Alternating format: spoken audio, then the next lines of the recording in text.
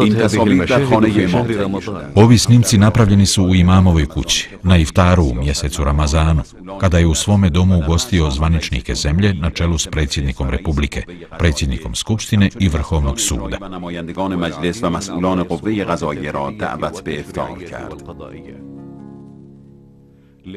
Imam ovoga puta nije držao govor, ali je predvodio akšam namaz.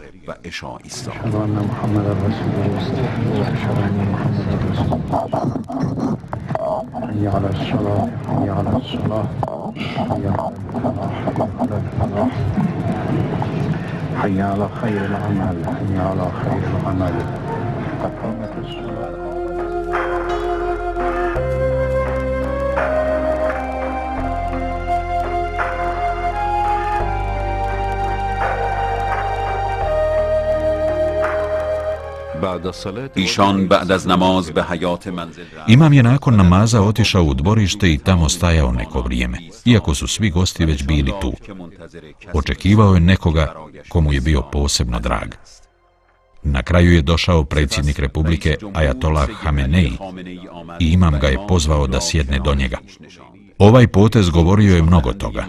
Imam je nekoliko sedmica kasnije prije odlaska u bolnicu prihvatio ostavku Ajatollaha Montazerija. Bio je ovo posljednji imamov iftar.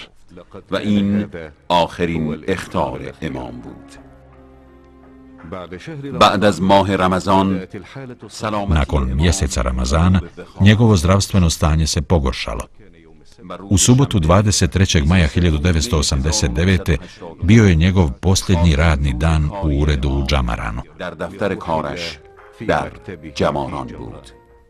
ولی امام همونطوری که در آغاز نهضت همچون ابراهیم ایستاد بت شاهنشاهی رو شکست، در ادامه راهش بت آمریکا رو شکست، بت اسرائیل رو شکست و بت سلمان رشدی که یک بتچه کوچک از بت‌های دنیای غرب بود برای مبارزه با اسلام و حقایق اسلام، اونها رو هم شکست.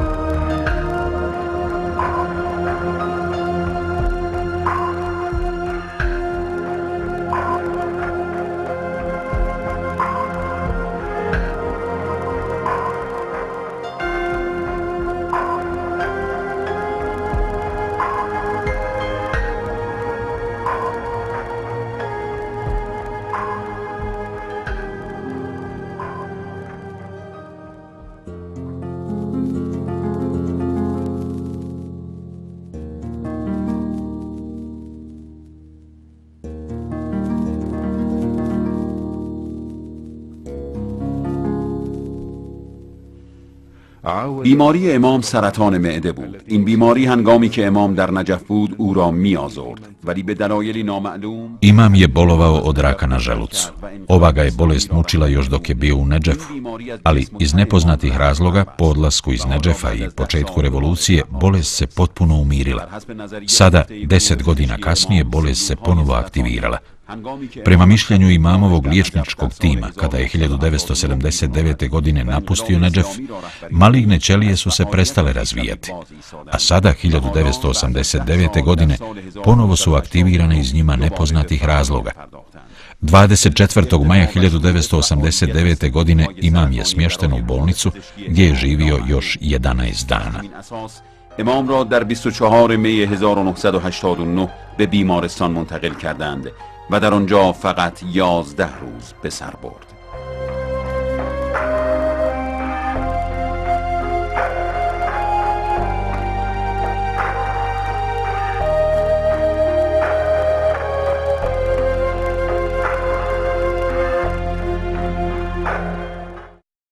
ایشون خب بیماریشو تا حدودی اطلاع داشت، ولی چون اتکال به خداوند متعال داشت، به هیچ وجه نه ترسی داشت و گاهی اوقات که ایشون قلبش درد میگرفت و ما در خدمتشون بودیم، یعنی تیم پزشکی میمدیم. برای ما جالب بود که ما نگران بودیم و ایشون از حرکت‌های ما و از قیافه ما متوجه میشد که یک موضوع در واقع مهمیه. ایشون ما رو دلداری میداد. شاید در عرض این 42 سالی که من در رشته پزشکی هستم، مریضی به این منظمی و به این در واقع خوبی از نظر اجرای دستورات پزشک و برقرار کردن رابطه عاطفی بین طبیب و پزشک ندیدم. ایشون اون چیزی که در واقع برای ما تیم پزشکی مشخص شده بود این بود که ایشون مطیع دستورات پزشک بودن میشه. با اینی که عرض کردم رهبر به اون بزرگی و با اون قدرتمند بود، در سطح جهان شهرت داشت، ولی وقتی که پزشکان چیزی رو توصیه میکردن ایشون دقیق اجرا mikad. Imam برای اداره امور کشور بسیار U vođenju državnih poslova imam je bio izuzetno ozbiljan. Svoje učenike i državne zvaničnike poput Sejda Ali Hameneija i Hašemija Rafsanđanija primao je redovno u bolničkoj sobi. Pomno je pratio sva aktuelna dešavanja i nikad nije prekidao slušanje radija i čitanje novina. U ovih 11 dana imao je i telefonske razgovore prilikom kojih je državnim zvaničnicima saopćavao svoja mišljenja i davao potrebne preporuke i upute. و امام نه از شهادت خودش هراس داشت که در همون زمان قبل از پیروزی انقلاب فریاد زد من سینه خود را برای سرنیزه های شما آماده کردم ولی هرگز زیر بار ظلم و ستم شما نمی روم. زمانی که امام Sejd Ahmed Homeini ni na trenutak se nije odvajao od oca dok je ovaj bio u bolnici. Oni koji su ga izbliza poznavali uvijek su govorili o njegovoj velikoj ljubavi prema imamu, posebno nakon što je u Nedžefu od strane Savaka i Bas partije ubijen njegov stariji brat Sejd Mustafa. Sejd Ahmed je bio desna ruka, šef kabineta i lični sekretar imama Homeinija. Nikada nije zauzeo ni jednu poziciju u vlasti, sve do svoje smrti 1993. godine.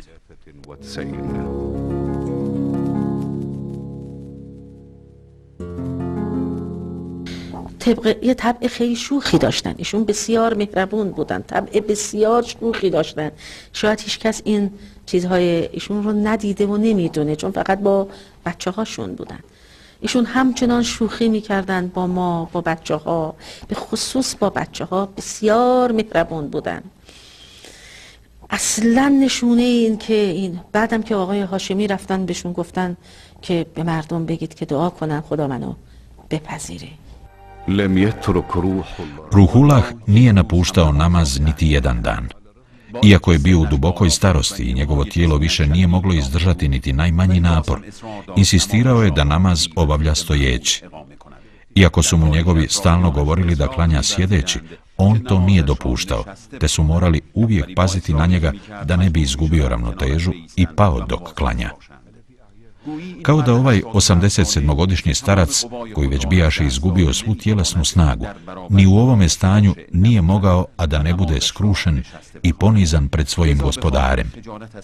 Iz stida prema gospodaru nastojao je do zadnjeg dana klanjati stojeći. Učio je: tebi se obraćamo i od tebe pomoć tražimo. Na ruku i na seđdi je slavio gospodara riječima: slavljen i hvaljen neka je uzvišeni gospodar.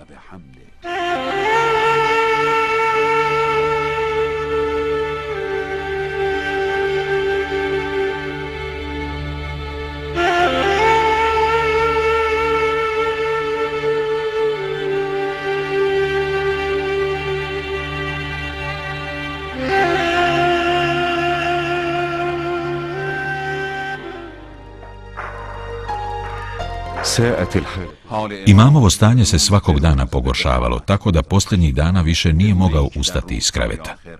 دیگر نتوانست از تختش بلند شود. باسمه تعالی به اطلاع ملت šerif و عزیز ایران میرسانیم. U ime uzvišenoga obavještavamo, dragi i plemeniti narod Irana, da je danas u 3 sata poslije podne pogoršano zdravstveno stanje imama Homeinija. Liječnici ulažu sve svoje napore brinući o njegovom izlječenju. برای درمان حضرت امام به مراقبت‌ها و درمان‌های لازم سرگرمند. پزشکان تصمیم گرفتند که امام Liječnici su odlučili da pristupe operativnom zahvatu i ostranjenju malignog tumora iz želuca. Prije nego što će operacija početi, imam je zatražio da se pozove imam mjesne džamije u njegovom rodnom Homeinu. در خمین را که یه روزی حاج احمد آقا تلفن زد که آقا کارتون دارن. رفتم خدمتتون عرض کردم چه فرمایش داری؟ فرمود میخوام یه وکالت به شما بدم، هرچه ارثیت در خمین از پدرم به من رسیده تقسیم کنید بین فقرا و بیچاره‌ها. که ما رو دستوری که ایشون داده بودن برای امامت خمین ما میرفتیم، اختلافات اونجا بود که به الحمدلله موفق شدیم برطرفش کردیم، رفتیم بررسی کردیم ببینیم چی از ارثیه پدر به امام رسیده است. 4500 متر زمین از پدر مرحوم امام به امام ارث رسیده بود که بنده اولویت را دادم به خانواده شهدا، مفقودین، اسرا و اینا تقسیم شد بینشون که الان اون زمینا را ساختن و درش سکونت میکنن و به نام کوچه امام، کوی امام قرار داده شده. منظور این است که شما توجه کنید یه شخصی آمده انقلاب کرده و از اون طرف هم چند سال رهبری این کشور داره، وقتی از دنیا دارد میرد هیچ چیز از این دنیا را نخواست، هیچ مالی، ثروتی، حتی از مقامش میفرمود به من بگید خدمتگزار، به مراتب من خوشحال میشم تا اینکه بگید رهبر. ساعت 7:30 شب سوم 3. je juni 1989. 19 sati i 30 minuta. Imamova pluća nisu više vršila svoju funkciju. Tragovi boli bili su vidljivi na njegovom licu. Insistirao je da klanja akšam i jaciju. Bili su to posljednji Ruhullahovi namazi. و این آخرین نماز روح الله بود. و عجیبه که این حالت در وضعی که ایشون به بیمارستان تهران منتقل شده بودن، اون تراشه در دهنشون تا نایشون اومده بود که اصلا کسی حرف نمیتونه بزنه، ولی امام با اون وضعیت مستحبات نماز خودشون رو انجام دادن و بازم در همون حالت نماز شب رو خوندن. و اگر به فیلم های امام دقت کنید، امام با اشاره انگشت روی تخت بیمارستان، چون ما داریم نماز مستحبی رو انسان این حرکت میتونه بخونه به شرط اینکه به قبله اشاره کنه و با اشاره ابرو و سرش میتونه رکوع و سجود بکنه. شما این فیلم امام رو دقت بکنید.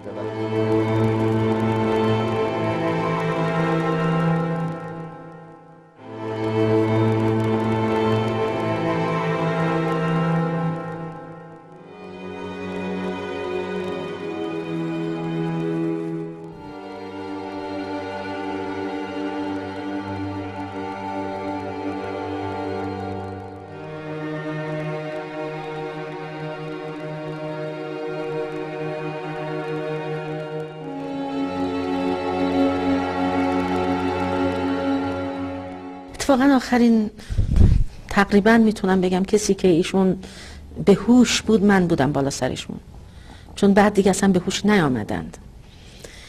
به من گفتن که بگید که بیان اینجا. من رفتم به مادرم و خواهرم اینا گفتم، آمدن دور ایشون 2 مسئله شرعی رو بر من مطرح کردن.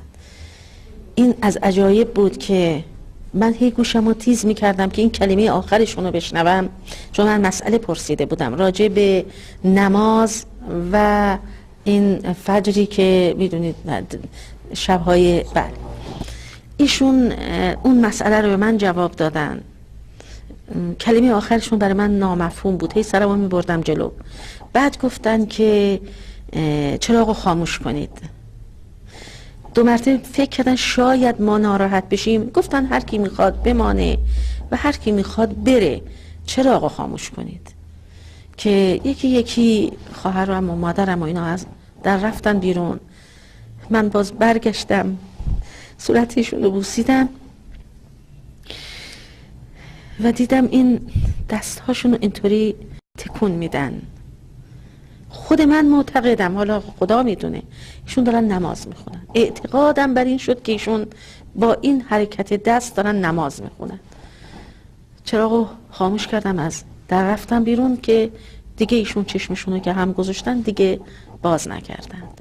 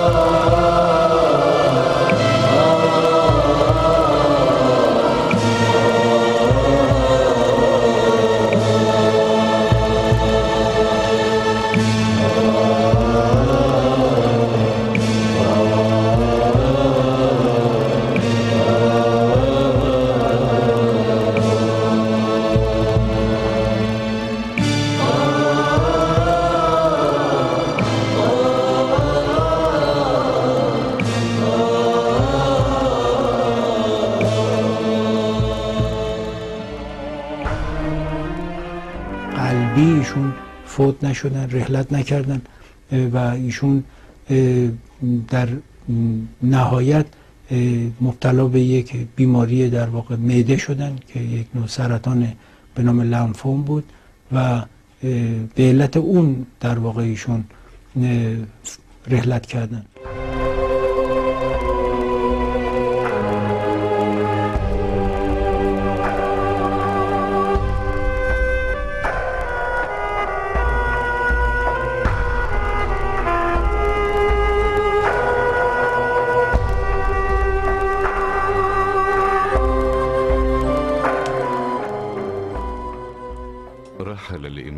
Imam Khomeini šabe šanbe Imam Homeini je preselio u petak navečer 28. ševala, odnosno 3. juna 1989. godine.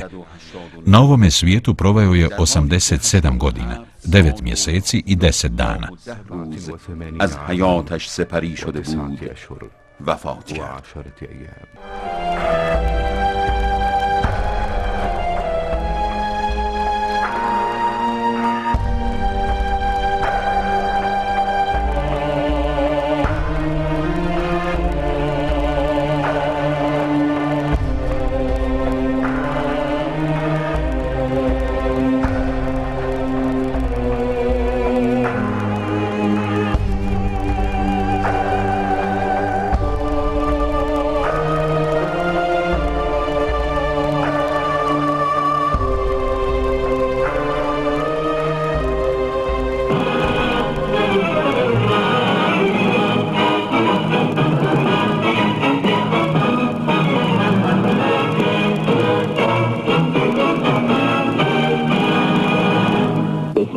الرحمن الرحیم انا لله و انا الیه راجعون.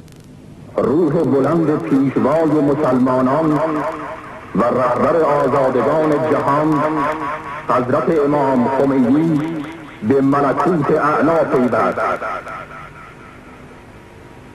به همین مناسبت از سوی حجت الاسلام سید احمد خمینی فرزند امام خمینی بیانیه‌ای به این شهر منتشر شد.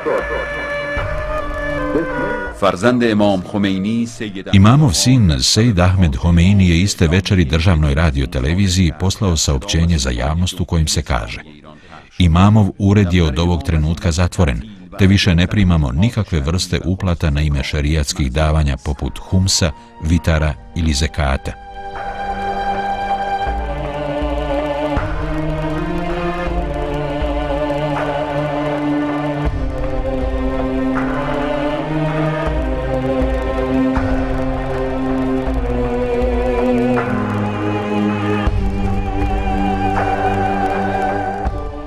Sav novac koji je u trenutku imamove smrti bio pohranjen u njegovom uredu, a poticao je iz uplata vjerskih davanja poput zekata i humsa, Evidentiran je i potrošen na stipendije učenika medresa i studenata islamskih fakulteta u Komu. Imamova porodica se uopće nije miješala u trošenje ovog novca, niti je išta zadržala za sebe. Sejd Ahmed Homeini nije ni za vrijeme očeva života, ni poslije toga sve do svoje smrti obnašao ni jednu političku funkciju. To je samo po sebi bila svojevrsna revolucija u načinu nasljeđivanja vjerskih autoriteta. Jer kao što je poznato, vjerski autoriteti koji uživaju političku, znanstvenu i ekonomsku stabilnost, svoj položaj ostavljaju u nasljedstvo svojoj porodici. To se nije desilo sa imamovom porodicom. Oni nisu ni na koji način, ni ekonomski ni politički iskoristili svoj rodbinski odnos sa imamom. Naravno, uživali su veliko poštovanje i ljubav iranskog naroda i tako je i ostalo.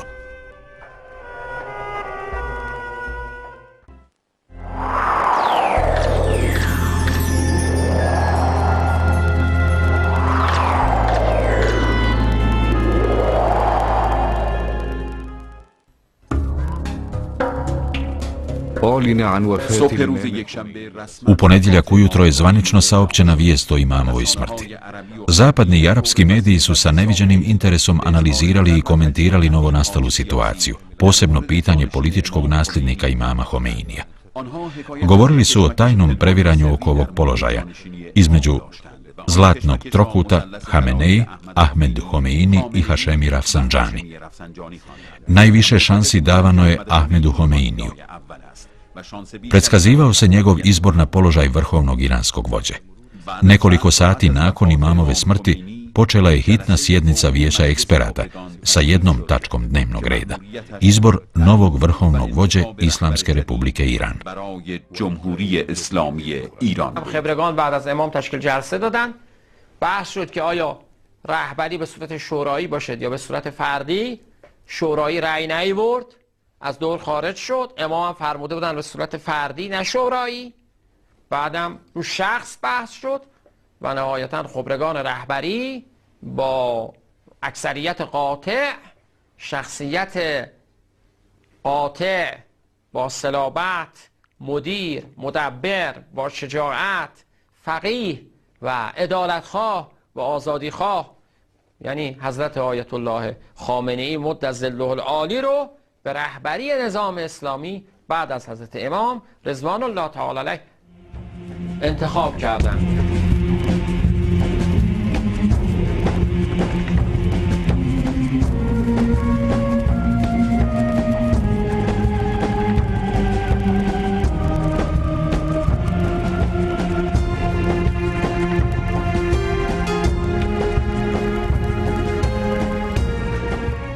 روزنامه‌ها و رسانه‌های جهان وقتی از زبان Kada su svjetski mediji, pisani i elektronski, prenijeli izjavu Sejda Ahmeda Homeinija u kojoj on Ajatolaha Hameneija oslovljava kao vrhovnog lidera Islamske republike Iran, svjetsko javno mnijenje, a posebno politički analitičari i komentatori, nisu krili iznenađenje.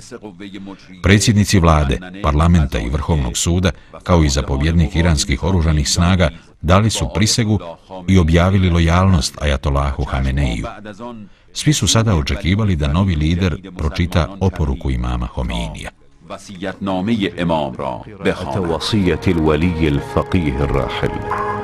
با دلی آرام و قلبی مطمئن و روحی شاد و ضمیری امیدوار به فضل خدا از خدمت خواهران و برادران مرخص و به جوی سوی جایگاه ابدی سفر می‌کنم و به دعای خیر شما احتیاج مبرم دارم و از خدای رحمان و رحیم می‌خواهم که عذرم را در کوتاهی خدمت و قصور و تقصیر بپذیرید.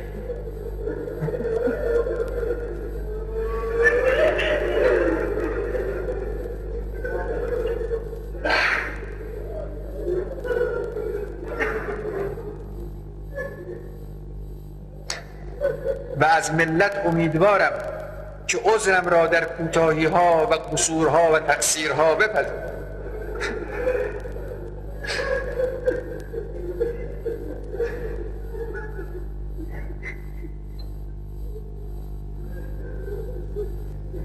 و با قدرت و تصمیم اراده به پیش روند و بدانند که با رفتن یک خدمتگزار در سد آهنین ملت خللی حاصل نخواهد شد.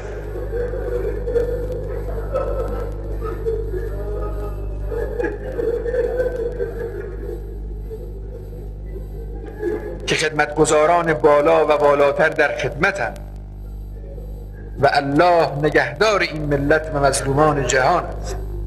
و السلام علیکم و علی عباد الله الصالحین.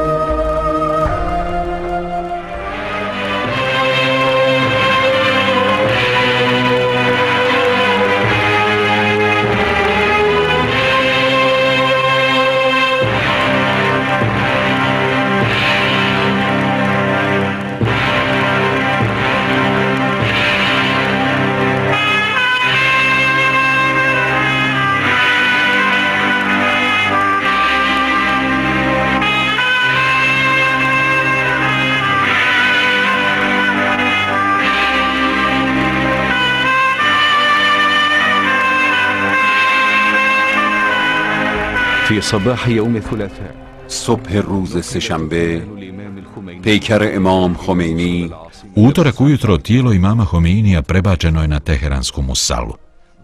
Čim je objavljena vijest o tome, ulice su postale pretjesne za narod koji je pristizao. Za manje od 2 sata na Musali i susjednim ulicama bilo je više od 2 miliona ljudi. Došli su posljednji put vidjeti i poselamiti svoga imama.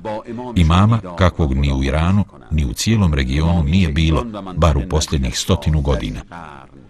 Organizatori imamove dženaze tabut su smjestili u staklenu kutiju visine 3 metra. 100.000 ljudi i dalje je dolazilo u pravcu Musale. در حالی که باز هم صدها هزار نفر دیگر به سوی مصلا راه پیمایی می‌کردند.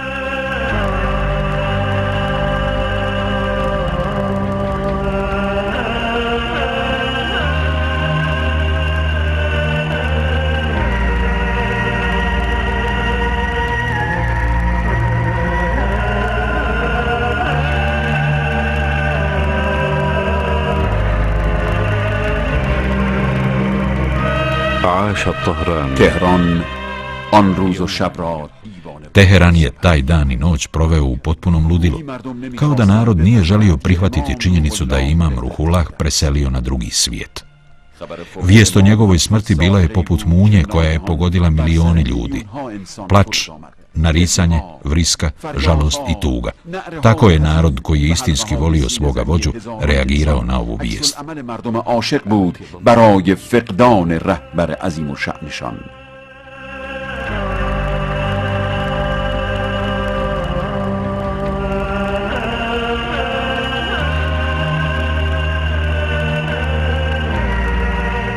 Ožalošćeni i u crno obučeni narod koji se okupio da isprati svoga vođu. Toga je dana na teheranskoj Musali naslikao najljepšu i najveću sliku tuge ovoga stoljeća, kako bi bila uspomenom generacijama koje dolaze. 5. juna Teheran je bio slika velikog onosvjetskog ustajanja. Kao da bijaše nastupio dan proživljenja i kao da Israfil bijaše puhnuo u rog.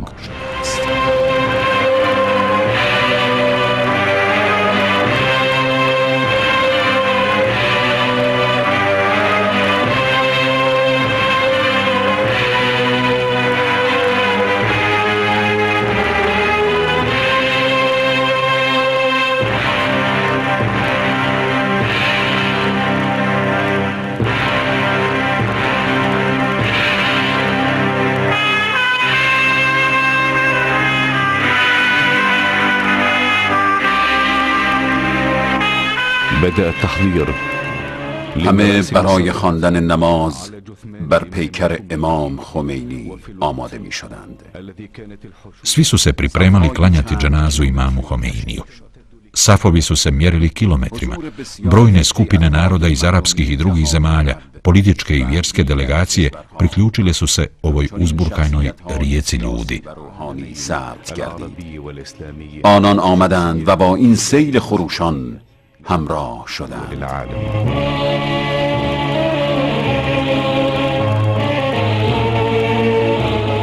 في الساعة 7:30 7:30 صبح روز U 7 sati i 30 minuta ujutro Ajatolah Golpayegani predvodio je dženazu namaz. نماز را بر پیکر امام خواند.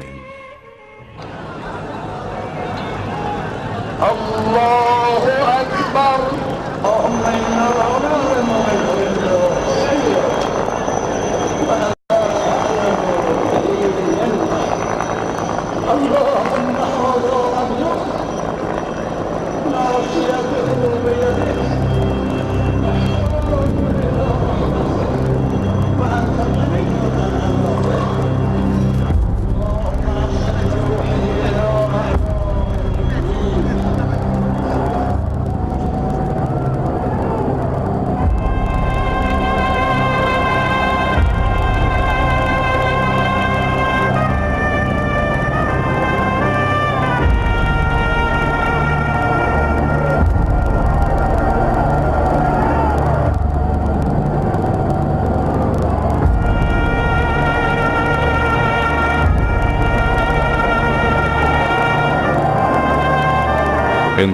تشییع جنازه ساعت 8 صبح آغاز شد. پیکر امام را در ماشین مخصوصی قرار داد. U 8 sati imamovo tijelo je smješteno u posebno vozilo, koje je teško otvaralo put i polako se kretalo kroz more ljudi, kako bi tijelo bilo prevezeno do njegova konačnog boravišta. 20 km dug put od Musale do Mezaristana Behešti Zehra savlađivan je vrlo sporo. Pogrebna kola bila su poput peruške među milionima ljudi. Vidjelo se da ovom brzinom nikada ne bi stigao do odredišta. Jednostavno, bilo je nemoguće probijati se kroz ovoliku masu. در واقع این چنین که میرفت هرگز به مقصد نمیرسید.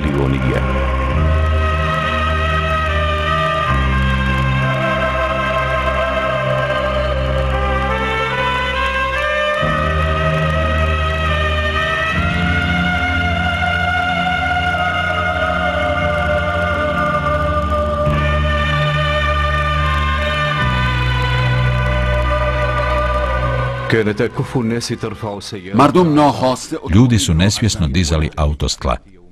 Ovaj dan podsjećao je na dan imamova dolaska u Teheran iz Pariza. Dan kada je odlučio da prvo posjeti Behešti Zehru i tamo održi govor. Dana kada ga je dočekalo više od 7 miliona ljudi. میلیون نفر استقبال کننده داشت.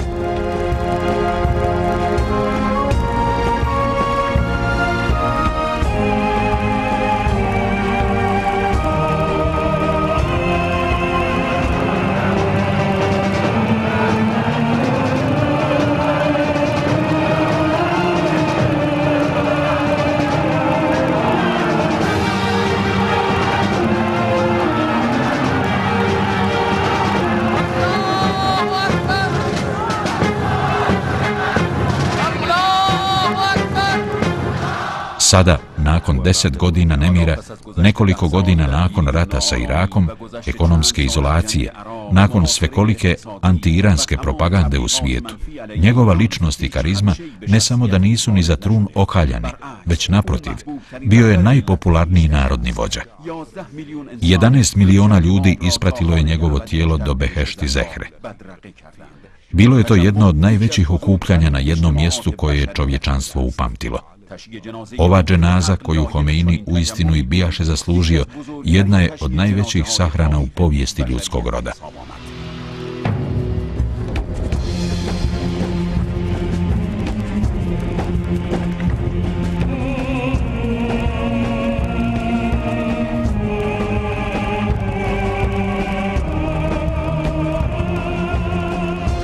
بعد تدخل كثيف پس از مداخله جدی و همه جانبه سپاه پاسداران موفق شدند اتومبیل را از یکی از Nakon što su se organizaciji dženaze priključile snage revolucionarne garde, pogrebna kola su jednim nepredviđenim putem usmjerena do autoputa, gdje je tijelo prebačeno u helikopter kako bi zračnim putem bilo transportovano do odredišta na Behešti Zehri. در اتوبان با کمک گرفتن از هوانیروز پیکر امام را در هلیکوپتر گذاشته تا از طریق هوا پیکر را به بهشت زهرا منتقل کنند.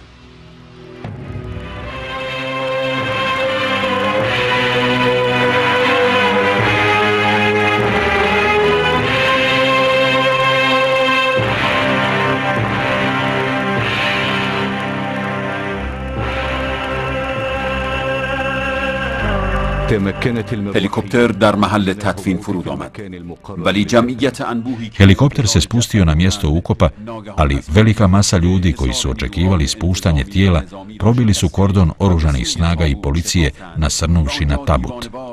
Ćefini su istrgani. Pripadnici revolucionarne garde uspjeli su preuzeti tijelo, ali odvojiti i kontrolirati masu bilo je nemoguće, čak i nakon pucnjeva u zrak. Tijelo je nakon 1 sata ponovo vraćeno u helikopter kako bi bilo odvezeno radi ponovnog umotavanja u ćefine.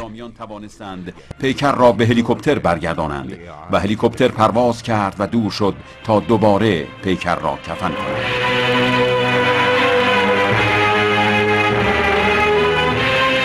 لن تمحى هذه المشاهد. این رویداد از خاطره ها محو. Ovaj događaj nikada neće biti zaboravljen.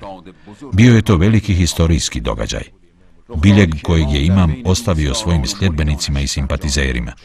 Ukop jednostavno nije mogao biti obavljen. Vojni i policijski dužnosnici naprosto nisu znali kako da umire i kontroliraju ustalasanu masu. Svi su htjeli još jednom vidjeti i dotaknuti imama. با او وداع کنند. در این هنگام هاشمی رفسنجانی از Na kraju je Hašemi Rafsanjani izašao iz helikoptera i lično pokušao preuzeti kontrolu. Helikopter je međutim ponovo vraćen. بار سوم برای تکفین برگردانده شد. این بار خود سید احمد حضور پیدا کرد تا بر دفن امام نظارت. Ovoga puta dolazi i Sejd Ahmed Homeini, ali bezuspješno. Državni radio objavljuje vijest o odgađanju ukopa za naredni dan, ali masa se nije razilazila. Okupljeni ljudi su odlučili čekati sutrašnji dan.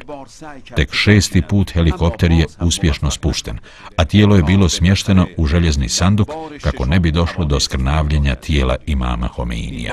پیکر امام را در تابوتی آهنین و قفل شده قرار دادند تا دست مردم به پیکر او و کفنش نرسد. إلى الكفن.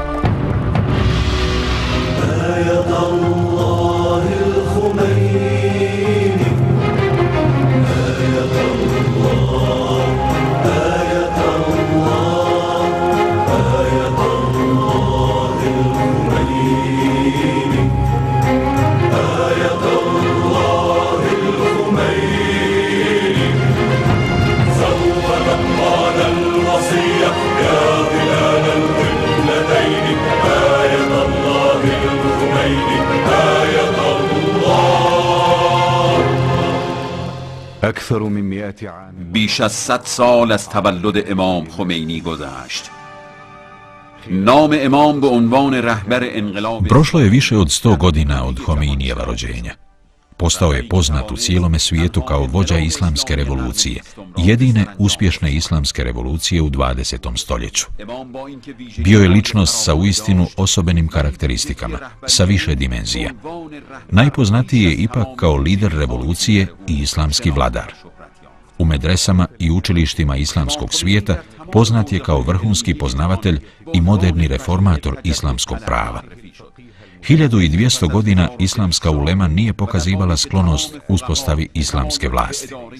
On se međutim nije poput ostalih fakiha zadovoljio predavanjima i pisanjem knjiga. Nije u medresi iščekivao dolazak imama Mehdija.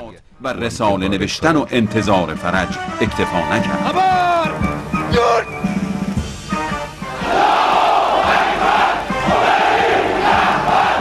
لقد عاد امام خمینی توانست به یکی از اندیشه های مورد بحث Imam Homeini je uspio u praksi primijeniti i provesti ono što je i ranije bilo predmetom mišljenja i teorijskih rasprava islamske uleme i pravnika. Bila je to teorija velajati fikha, vlasti islamskih pravnika, teorija koja je podarila dignitet i autoritet islamskoj ulemi, vraćajući ih na položaj koji im je i pripadao, upravljanje zajednicom. Imam je politiku i vlast koja se kosi sa islamskim načelima i propisima i koja nije pod nadzorom islamskog autoriteta. Odbacio je razdvajanje vjere i politike kao ništavno i neprihvatljivo. Dok su vjerski učenjaci u Komu i Nedžefu sjedili u svojim sobama, ne miješajući se u politiku, sada imaju strogu dužnost i obavezu bavljenja politikom, u teoriji i praksi, uključujući i vođenje državnih poslova i upravljanje društvom. Ovo je sada obaveza svih vjerskih učenjaka, pa i onih koji nisu dali glas za vlast fakiha. Prema mišljenju imamovih sljedbenika, on je u trenutku opće nemoći muslimanske uleme uspio spasiti umet i 12 stoljeća nakon iščeznuća imama Mehdija, Ruhullah Homeini je, oslanjajući se na načelo vlasti islamskih pravnika, uspiju uspostaviti islamsku vlast, vlast uleme i vlast istinskih znalaca vjere. Imam nije učinio da narod i država ovise o njemu, već je njihovu sudbinu vezao za spomenuto načelo islamske vlasti. Da ništa drugo nije učinio za islam i muslimane, to bi bilo dovoljno. برای همین پس از او ولی فقیه جدیدی برگزیده شد. خمینی را همین بس که ولایت فقیه را برای مسلمانان به ارث گذاشت.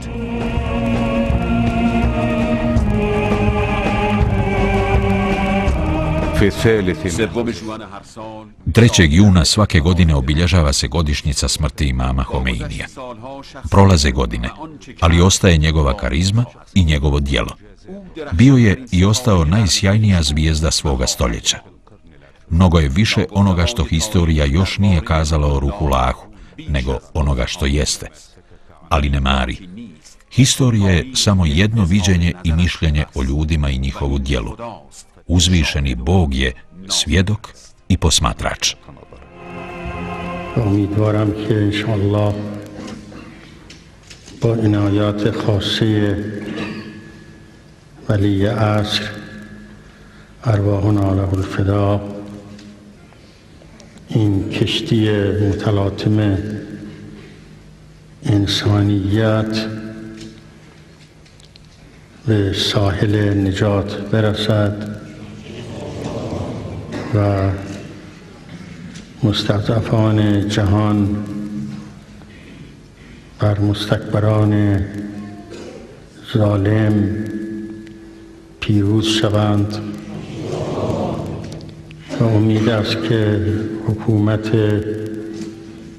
بزرگ همگانی حضرت سلام الله علیه به زودی برقرار شود و چشم همه ما را و همه مسلمین جهان را به نور مبارکش روشن فرماید.